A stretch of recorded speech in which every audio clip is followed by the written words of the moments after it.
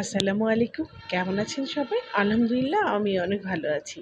আজকে আমি পুরান ঢাকার চিকেন ঝাল ফ্রাই রান্না করেছি আর সেটাই আপনাদের সঙ্গে শেয়ার করলাম। তো এখানে আমি একটা ফার্মের মুরগি নিয়েছি আর এর মধ্যে আমি আদা, জিরা, পেঁয়াজ, রসুন, হলুদের গুঁড়া, মরিচের গুঁড়া, পরিমাণ মতো লবণ সব কিছুই আমি হাফ চা চামচ করে দিয়েছি আর ২ টেবিল চামচ টক দই দিয়ে ভালো করে মেরিনেট করে রেখেছিলাম ১০ মিনিটের জন্য।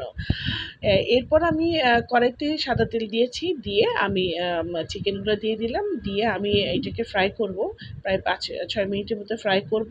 যখন এটা 30% মানে একটু সিদ্ধ হয়ে যাবে আর একটু ব্রাউন কালার হয়ে যাবে, তখন এর ভিতরে আমি একটু আম আ ২-৩ টা একটু আলু দিয়েছি। আর যেহেতু আমার বাচ্চারা খেতে খুব পছন্দ করে আলুটা, আমি ওদের জন্যই আসলে আলুটা দিয়েছি। আলুটা একদমই অপশনাল। হ্যাঁ? আর এখানে একটু গাজরও আছে। গাজর যেহেতু আমার ছিল আমি দিয়ে দিয়েছি।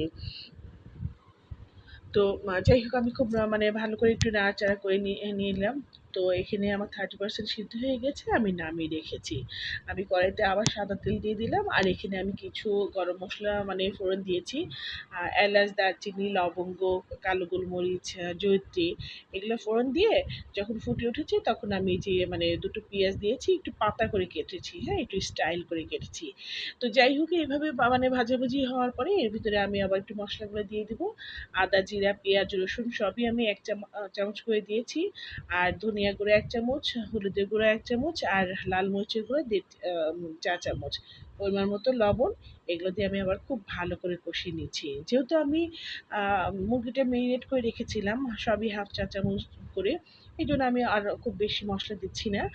তো মসলাটা আমি এখানে ২-৩ মিনিটের মতো খুব ভালো করে একটু মানে লো হিটে একটু মানে কষিয়ে নেব।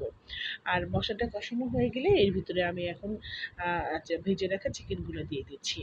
দিয়ে আমি এটাকে রান্না করব। আর যেহেতু ফার্মের মুরগি এটা রান্না করতে খুব বেশি একটা সময় লাগবে না। মানে মোট রান্না করতে হয়তো ১৫-১৬ মিনিটের মতো সময় লেগেছে। তো যাই হোক এখানে মানে আমি একটু ঢাকা দিয়ে দিলাম। মাংসের ভিতর থেকে যখন পানিটা বের হয়ে গেছে আর পানিটাও এখন একটু টেনে আসছে।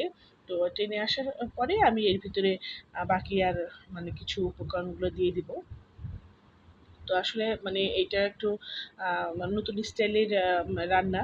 ভালো লেগেছে খেতে। আর যেহেতু একটু ঝাল, ঝাল তো, তো আমার মনে হলো একটু ঝালটা কম হয়েছে। এইজন্য আমি আরো হাফ চামচ লাল মরিচের গুঁড়া দিয়ে দিলাম। দিয়ে আমি একটু ট্রান্সফার করে নিলাম। আমার কড়াইতে না লেগে যাচ্ছিল। নতুন কড়াই তো লেগে যাচ্ছিল। তো যাই হোক এখানে ট্রান্সফার করে আমি এখানে ১ কাপের মতো পানি দিয়ে একটু আবার একটু ঢাকা দিয়ে দিয়েছি। তো যখনই আমার এটা 80% হয়ে গেছে তখন এর ভিতরে আমি এই যে আবার মানে পাতা করে রেখে কুচি করে রেখেছিলাম পেঁয়াজ, ওইটা দিয়ে দিলাম। তারপর টমেটো একটা দিয়েছি, ক্যাপসিকাম একটা দিয়েছি। দিয়ে আমি এই যে আমার রান্নাটা কমপ্লিট করব। আমার আর বেশিক্ষণ রান্না করতে হবে না। আর আমার ঘরে মানে ২ টো ডিম সিদ্ধ করা ছিল, ওই ২ টো আমি এড করে দিয়েছি। যেহেতু আমার ডিম খেতে খুব ভালো লাগে।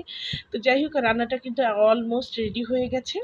আর আমার এই রান্নাটা যদি আপনাদের ভালো লেগে থাকে অবশ্যই লাইক, কমেন্ট, শেয়ার করবেন। আর আমার জন্য বেশি, বেশি দোয়া